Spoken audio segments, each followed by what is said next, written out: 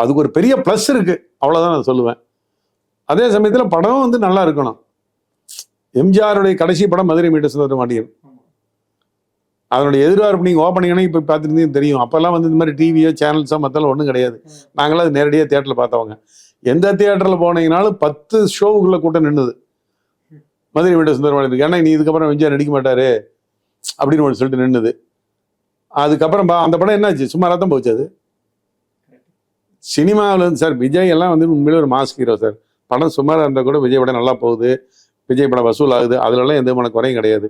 ஆனால் எல்லாத்துக்கும் மீறி படத்தில் கட்டாயம் சப்ஜெக்ட் இருக்கணும் கொஞ்சமாவது. இல்லை மார்க்கெட் இருக்கு இல்லைங்களா? இப்போ இந்திய மார்க்கெட் எடுத்துட்டிங்கன்னா ஓவரால் இந்தியன் சினிமா மார்க்கெட்டில் ஹிந்தி படங்கள் வந்து 52% மார்க்கெட் இருக்குது. அதுக்கு தமிழ் சினிமாவுக்கு வந்து 10% மார்க்கெட் தான் இருக்குது. நீங்கள் அதனுடைய ஏரியா இருக்கு இல்லைங்களா? இப்போ ஏரியா வந்து அங்கே பார்த்தீங்கன்னா நார்த் இந்தியா ஃபுல்லாக ஹிந்தி தான் பேசிட்டு தான். இங்கே தமிழ் அப்படி இல்லை, ஒன்லி தமிழ்நாடு, கேரளா, ஆந்திரா, கர்நாடகா.